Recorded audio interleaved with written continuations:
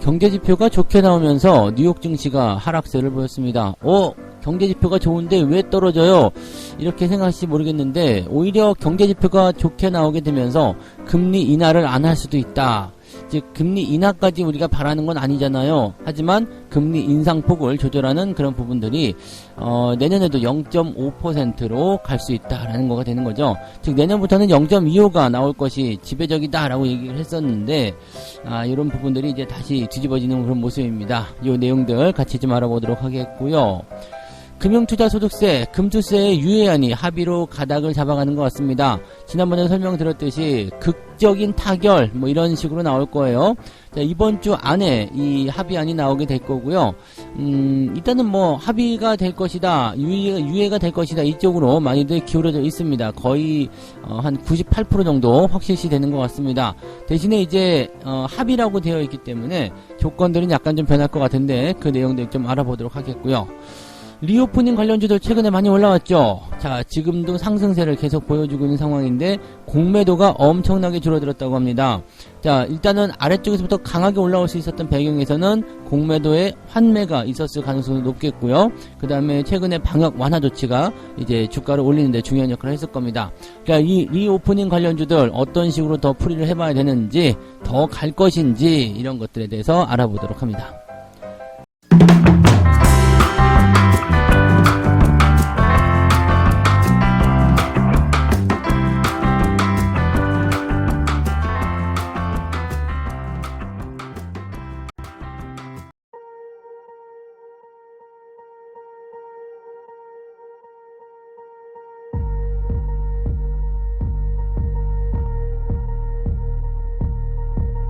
네, 반갑습니다. 오늘은 12월 6일 화요일입니다.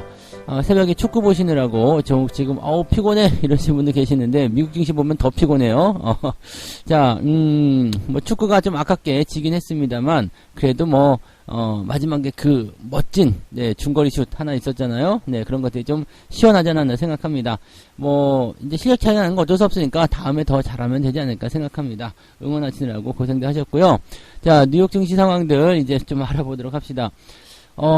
다우지수하고 나스닥하고 다 하락해서 마무리가 됐는데 분위기가 좋지가 않습니다. 왜냐면 약보합 정도 시작했다가 계속 쭉 밀려내려 가는 모습이었거든요. 장중에 단 한 번도 상승 전환된 적이 없습니다. 그래서 다우지수가 마이너스 1.4%, 나스닥은 마이너스 1.9% 하락을 하면서 분위기가 조금 냉각되는 듯한 느낌이에요. 사실은 지금 현재 시점에서는 주가가 좀 올라가 줘야지 그래도 좀 보기 좋은데 다시 여기서 떨어졌다라는 것은 약간 또 부담감을 줄 수 있는 내용이 좀 되겠죠.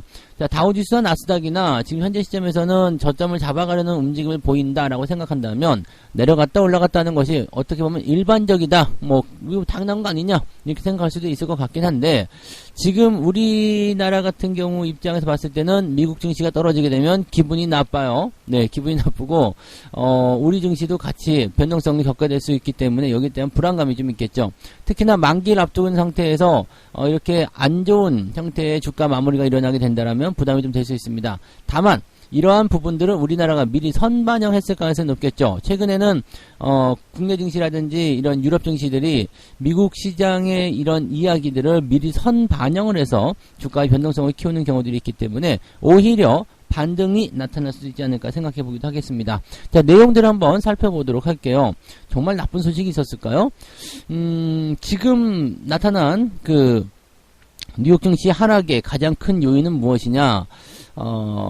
연준이 금리를 5% 이상으로, 즉 최종 금리를 그렇게 올릴 것이다 라고 얘기가 되어 있습니다. 내년도 기준금리 전망치를 종전 4.5에서 5.5% 이 정도에서 4.75에서 5.25로 살짝 높일 것이다 라고 예상이 된다는 얘기입니다.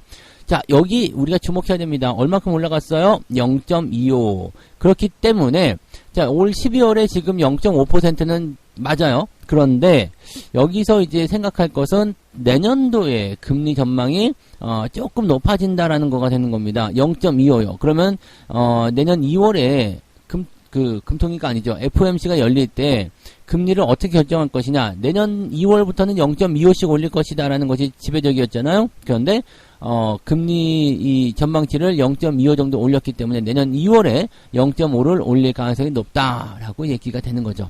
자, 그래서 지금 0.5와 0.25 사이에서 아주 치열한 공방전이 일어날 것이다라는 전망이 나타나고 있습니다만 어쨌건 전망이 이렇게 나오기 때문에 이런 상황이라면은 내년 2월까지는 0.5로 갈 수 있다.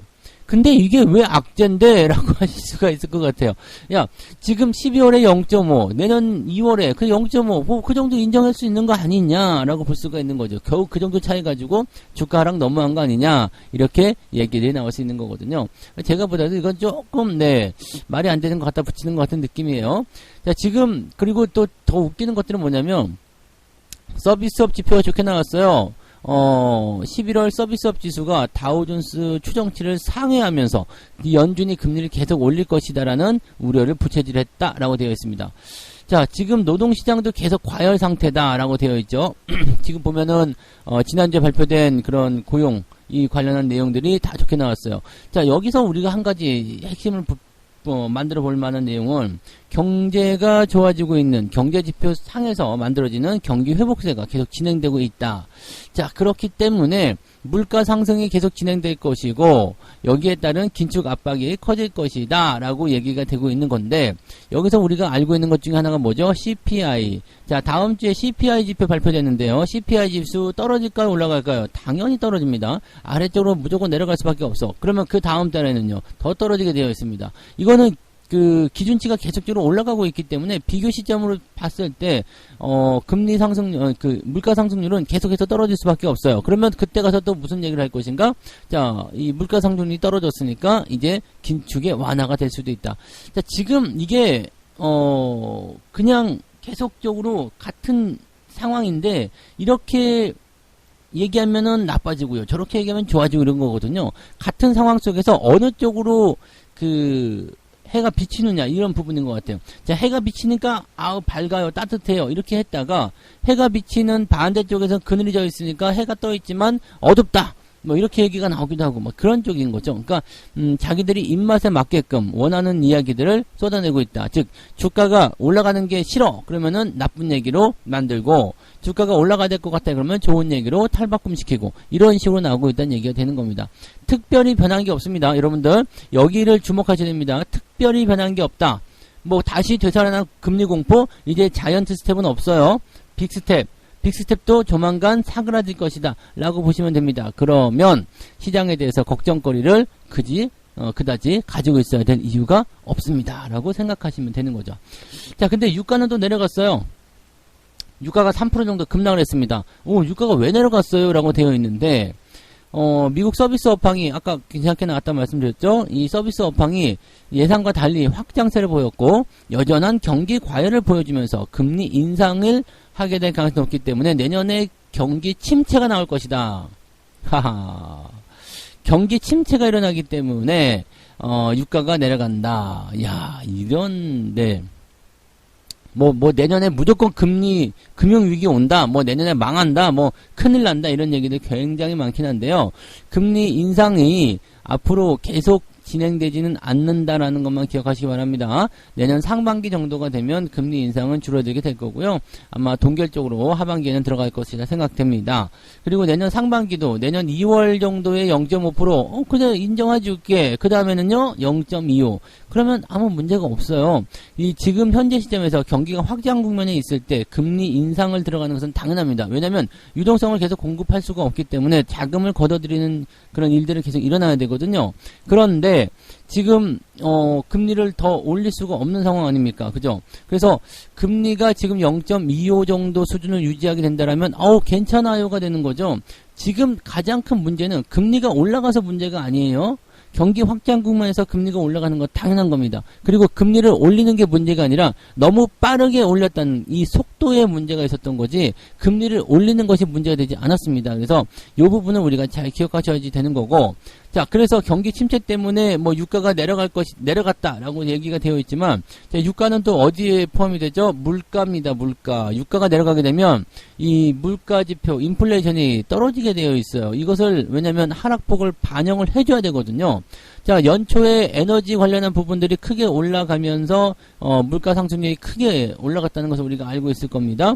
자, 그 부분들이 지금 많이 하향세로 돌아서면서 분위기가 반전되고 있는 상태인데, 유가가 지금 또 내려갔어요. 그러면 물가는 어떻게 돼요? 더 떨어진다고 봐야 되겠죠. 그러면 금리 인상이 과연 그렇게 쉽게 일어날 것인가?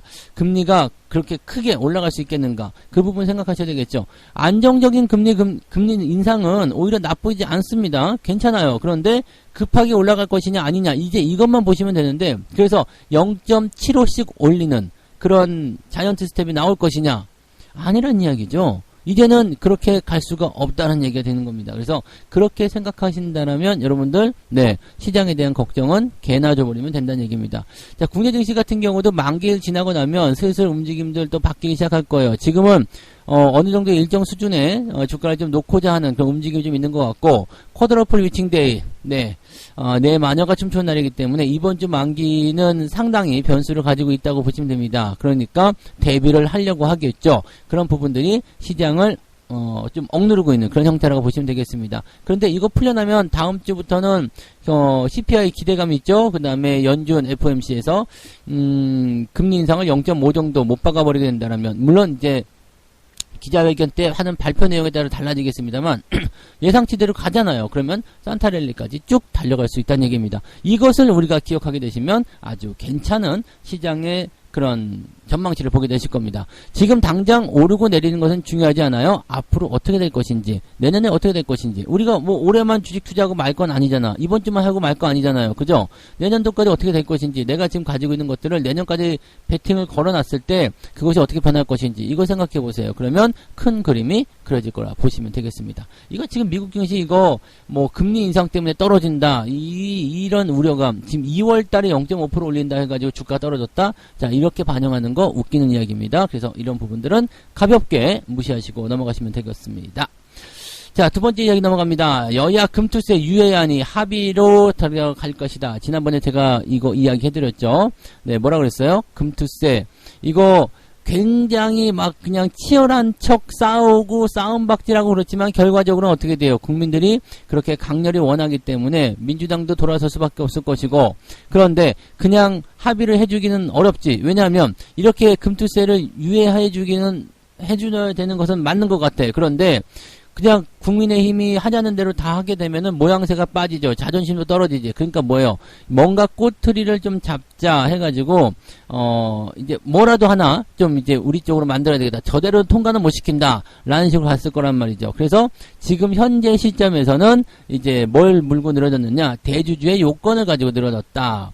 자, 국민의힘에서는 지금 100억 원을, 네, 대주주 기준을 잡았는데, 민주당에서는 이제 그거 너무 세다, 안 된다, 반대한다. 유예는 내가 인정할게. 하지만 대주주 요건은 좀 낮춰야 되겠다. 그래서 50억으로 네, 합의가 될 것 같다. 이런 얘기죠. 이게 뭐냐면요. 극적인 합의입니다. 극적인 합의. 우리가 정치는 쇼라고 말씀드렸잖아요. 그 쇼의 네, 마지막을 보게 되실 겁니다. 네, 아무튼 이제 오는 9월까지는 예산안 처리를 완료해야 되기 때문에 네, 이번 주 안으로 얘기가 나올 거다라고 보시면 되는 거고요. 지금까지는 이제 5천만 원, 네, 5천만 원까지 이제 비과세죠. 그리고 그 5천만 넘어가는 것에 대해서 이제 세금을 부여하는 그런 부분들이었는데, 지금 이제 이런 뭐 양도소득세, 그 다음에 이제 이런 개인 투자, 금융투자세, 이런 것들이거든요. 그러니까 여기에 대한 그런 부분들, 요거는 이제, 앞으로, 네, 계속 논쟁이 좀 있을 수 있겠습니다만, 곧 끝난다. 네, 곧 여기에 대한 논란은 이제 끝나게 된다라고 보시면 되겠습니다. 그래서 금융투자소득세가 이제, 이제 좀 수면 아래로 가라앉게 된다라면 연말에 주식을 팔아먹는 일들은 별로 없을 것이다라고 보시면 되겠죠. 그래서 지금 금투세 2년 유예안에 합의를 할 것이다. 대신에 민주당이 대주주 요건을 네, 100억 원으로 하는 것은 어렵다라고 되어 있는 거고요. 그래서 여기는 50억 원 정도의 합의가 될 것 같다라고 얘기가 되고 있습니다. 네, 뭐 그냥 절충 아니죠? 절충 아니고 어차피 하기는 해야 될 것 같다 생각하시면 됩니다. 그래서 일단 요렇게만 된다라면은 괜찮겠죠. 근데 물론 이제 10억 원 기준으로 계속 유지한다라고 하면은 애매할 수도 있어요. 근데 50억 정도라면은 그래도 괜찮지 않을까 생각됩니다. 그래서 요 정도로 맞추는 그런 내용이 갈 것 같다 생각되고요. 금투세 2년 유예는 일단은 가능성이 높다라고 생각하시면 되겠습니다. 이렇게 되면 되는 거지 뭐. 근데 이걸 가지고서 계속 뭐 한다 안 한다 막 이렇게 하는 것은 뭐예요? 정치적인 쇼고 결과적으로는 어떻게 돼 있어요? 결과는 정해져 있어요. 어떻게요? 극적 타결, 극적 합의, 뭐 대부분 그래요. 지금 뭐 뭔가 조금 불안한 요소가 있다 그러면은 막 그냥 치열하게 싸우는 것처럼 하다가 마지막에 극적 합의. 미국에서도 이런 거 많이 써먹죠. 그 미국도 이제 셧다운 일어날 수도 있다 뭐 그런 것 때문에 예산안 가지고서 굉장히 말 많을 텐데 극적 합의 뭐 이렇게 나옵니다. 그래서 뭐 바로 전날 통과 뭐 이런 거 얘기 나올 거예요. 그러니까 그런 것들 때문에 주가가 흔들리면 아이고 이 새끼들 또 쇼하는구나 이렇게만 생각하시면 됩니다. 그래서 이제는 뭐 특별하게 부담을 가질 내용은 없을 것 같아요. 이것도 좋은 소식으로 전달해 드려야 될 내용 중 하나입니다. 어쨌든 금투세 유예는 합의가 될 것이다. 그래서 금융투자세 유예 이자는 통과된다 이렇게 생각하고 계시면 되겠네요. 네. 자, 세 번째 이야기 넘어갈게요. 리오프닝 관련주들 최근에 계속적으로 올라가고 있는 것에 대해서 관심들이 또 쏠리고 있죠. 지금이라도 살까요? 라고 생각하시는 분들 계시는데 지금 사시면 재미없겠죠? 네, 어쨌든 리오프닝 관련주들의 공매도가 많이 줄어들면서 진짜 완벽한 탄력을 받는 거 아니냐 이런 얘기들 나오고 있습니다. 그래요. 많이 올랐지. 지금 사실은 화장품 관련주도 같은 경우는 저점 대비 뭐 30%, 40%까지 올라가는 종목도 많고요. 뭐 그 외에 리오프닝 주들도 최소 20%씩은 다도 올랐어요. 자, 그런 부분들이 나오니까 이제 여기에서 이제 고민들이 생기는 거예요. 와, 더 올라갈 것인가? 그렇다면 지금에도 타야 되는 거 아닌가? 지금에도 뭐 이 좋은 종목들 매수해 볼까? 이렇게 얘기가 나오실 것 같은데 얘기를 들어보고 결정을 해보시기 바랍니다. 자, 지금 코스피 공매도 거래 상위 10개 종목에서는 리오프닝 관련 기업이 롯데쇼핑과 CJ 이걸로 집계됐다. 나머지들은 이제 현대건설, 현대산업개발 이런 건설주더라고요. 넷마블, 크래프톤 이런 게임주가 대다수였다라고 되어 있습니다.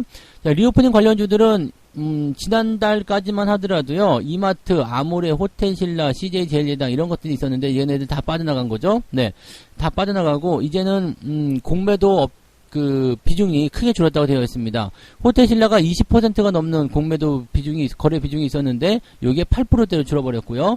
CJ제일제당은 2%대 19.8에서 2%로 감소를 했습니다.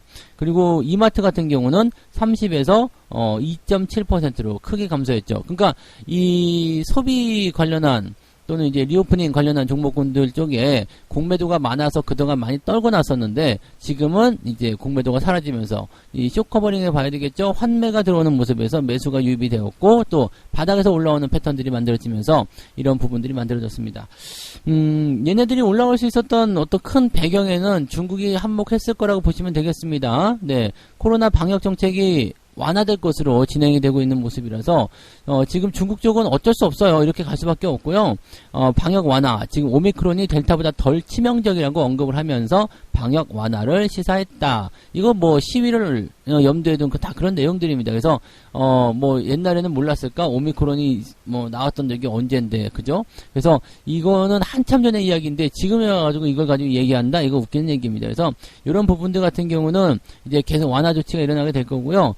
베이징에서는 유전자 증폭 PCR 검사 음성 증명서가 없어도 대중교통을 이용할 수 있도록 했다라는 거, 이런 것들도 전부 다 완화 조치에 들어가서 점점점 풀어줄 거예요. 한꺼번에 풀어주진 못합니다. 왜냐하면 정부도 가오라는 게 있잖아요. 중국 공산당도 이제 자존심이 있잖아. 시위했다고 해가지고 확 풀어져 버리면은 다음에는 시위를 계속하게 되는 상황이 벌어지게 되죠. 그러니까 이런 것들을 적당히 조절해야 되기 때문에 시간이 좀 필요하다라는 얘기지만 시간 문제일 뿐이다라고 보시면 됩니다. 우리나라 같은 경우도 뭐 대전시 같은 경우가 이제 실내 마스크 의무 해제 뭐 이런 것들 얘기 나오고 있는데 뭐 그런 것들이 이제 점차적으로 나오게 될 거예요. 내년 초부터 봄쯤 되면은 우리나라 전역에 대한 그런 실내 마스크 의무 해제 이런 부분들도 나온다고 얘기가 있었습니다. 그래서 그런 것들 나오게 되면 리오프닝 관련주들은 이제 점차적으로 좋아질 수밖에 없겠죠. 그래서 거기에 대한 기대감, 거기다 특히 중국 쪽 기대감이 크다라는 것을 보시면 되겠습니다. 중국이 풀리게 되면 그에 따라서 뭐 화장품이라든지 뭐 여행, 숙박, 항공, 면세점, 뭐 카지노 등등등 다 좋을 수밖에 없는 상황이 나타나게 되겠죠. 자, 이런 부분들이 나타난다라고 보시면 되겠고, 그러다 보니까 리오프닝 업체들의 공매도 잔고 비중도 줄어들고 있다라고 되어 있습니다. 공매도 잔고 같은 경우는 이제 공매도 칠 수 있는 그런 뭐랄까 이 예비자금, 네, 이렇게 봐야 돼. 준비 과정 이렇게 봐야 되는데 이런 것들도 줄어들고 있다는 것은 공매도 위협도 많이 떨어지고 있다라고 보시면 되는 겁니다. 그래서 전체적으로 봐서는 이 리오프닝 관련에 대한 종목군들의 움직임들이 조금 더 가벼워지고 있다라고 보시면 될 것 같고요. 그럼 여기서 이제 리오프닝 관련주를 사야 되느냐? 뭐 갖고 있는 분들이 계속 들고 가시면 되죠. 앞으로 더 좋아질 테니까. 그런데 지금 신규 매수를 고려하시는 분들 다시 한번 생각해 보세요. 왜 신규 매수를 고려하고 있을까? 최근에 많이 올라왔기 때문에 또 주목을 받았기 때문에 아니겠습니까? 근데 주식은 언제 사라고 그랬죠? 시장이 주목을 받고 있을 때, 또 많이 올라갔을 때 사는 것이 아니라 외면받고 있을 때, 완전히 뭐 사람들이 실망하고 있을 때 이럴 때 사야지 수익 난다고 그랬잖아요. 큰 시세는 밑에서부터 시작되면서 매수를 해야지 큰 시세로 연결되는 것이지, 어중간한 데서 매수 들어갔다가는 재수없으면 물리는 수가 있어요. 그래서 리오프닝 관련주들은 지금처럼 올라가고 있을 때는 손댈 수가 없어요. 어차피 계속 올라가고 있으니까요. 그래서 손댈 수가 없기 때문에 주가가 조정을 한 번 더 받아서 들어오는 자리가 나오게 될 겁니다. 그 자리가 나왔을 때 대응점을 찾으시는 게 맞습니다. 어차피 소비, 리오프닝 관련주는 내년도 1년 동안은 계속적으로 또 움직임이 나타날 수도 있거든요. 그러니까 매매 기회는 충분히 있을 겁니다. 그래서 서두르지 마시고요. 천천히 그 기회를 기다리시고 그 기회를 잡도록 유지를 해주시면 될 것 같습니다. 딱 거기까지 우리가 생각하시고요. 리오프닝도 약간 시간과의 싸움이 될 거예요. 하지만 반드시 이루어지는 거, 그렇게 판단하시면 되는 거죠. 그래서 천천히 길게 멀리 내다보시는 거 좋습니다. 하루하루의 등락에 여러분들이 너무 관여하지 않으셨으면 좋겠어요. 길게 보시고 만약에 오늘 대응하기가 좀 애매하다 그럼 놀아버려요. 네, 그래도 괜찮습니다. 네, 아직은 시장이 바닥이라는 거 잊지 마시기 바랍니다. 자, 이렇게 해서 오늘 세 가지 이야기 전달해 드렸습니다. 미국이 되살아난 금리 공포 때문에 떨어졌다라고 되어 있는데 제가 보기에는 쇼예요. 네, 쇼를 하고 있는 상황이라서 뭐 아무튼 이렇게 보시면 됩니다. 뭐 0.25 더 올라간다고 해가지고 뭐 시장이 갑자기 폭락한다거나 이런 일은 없다라고 보시면 됩니다. 또 며칠 지나거나 조금 지나면은 상황이 또 다른 형태로 네, 뉴스가 나오기 시작해서 주가를 또 안정화시킬 겁니다. 지금은 주가를 크게 떨어뜨리는 것이 목적이 아니라 흔들어대는 것이 목적이기 때문에 저런 자리에서는 뭐 크게 신경 쓰지 않으셔도 됩니다. 금투세 역시도 마찬가지입니다. 유예안으로 합의가 가닥을 잡아간다라고 되어 있죠. 유예안이 합의될 것이라는 얘기인데 이거 마찬가지죠. 지난번에도 설명드렸죠. 걱정도 할 필요가 없어요. 왜냐면 극적 타결이 나올 테니까. 네, 극적 타결이 나올 테니까 걱정할 필요가 없는 거죠. 그러니까 유예안이 합의될 것이다. 다만 이제 대주주 요건은 조금 변화할 것 같은데 뭐 그 정도 50억 정도만 해도 나쁘지 않을 것 같다 판단되니까 그렇게 참고하시면 되겠고요. 자, 리오프닝 관련주들 공매도가 줄어들고 있어서 분위기 좋습니다. 지금 단기적으로 급하게 올라온 이유는 공매도가 줄어들었기 때문이다. 환매 때문이다라고 볼 수도 있겠는데, 자, 그러면 앞으로는 어떻게 될 것인가? 중장기적으로 길게 보시게 된다면 더 올라갈 수 있겠죠. 다만 매수 타이밍이 지금은 안 잡히고 있기 때문에 변화를 기다렸다가 대응점을 잡아가시는 게 유리하다. 너무 서두르지 말고요. 천천히 그렇게 진행하시면 분명히 좋은 기회가 오게 된다는 거 잊으시면 안 되겠습니다. 자, 책 한 꼭지 읽고 마무리하도록 하겠습니다. 여기도 이렇게 써있네요. 주주로서 인내심을 가질 필요가 있다. 우량주 매수를 위해서 서두르지 마라. 뛰어난 수익률을 안겨줄 만큼 주가가 충분히 낮은지 확인해야 할 것이다. 네, 수익률을 크게 받아가려면요, 주가가 충분히 낮은 수준 유지해야 됩니다. 이것만 기억하셔도 여러분들이 고점 매수할 이유가 없겠죠? 네, 요즘에 고점에 있는 종목들 매수해가지고 또 고통받으시는 분도 많이 계시는데 수익은 언제나 저점에서 나온다, 바닥에서 나온다는 이것만 잊지 않으셔도 여러분들이 계좌가 살찌는데, 계좌가 점점 커져가는데 충분히 어느 정도 성과를 올리실 거라 생각합니다. 자, 오늘 여러분들 많이 피곤하실 것 같긴 한데요. 그래도 힘내시고 화이팅 하시고, 네, 피로회복제 하나씩 사서 드시고요. 네, 화이팅 힘내시기 바랍니다. 저는 장중시장에서 다시 올게요. 고맙습니다.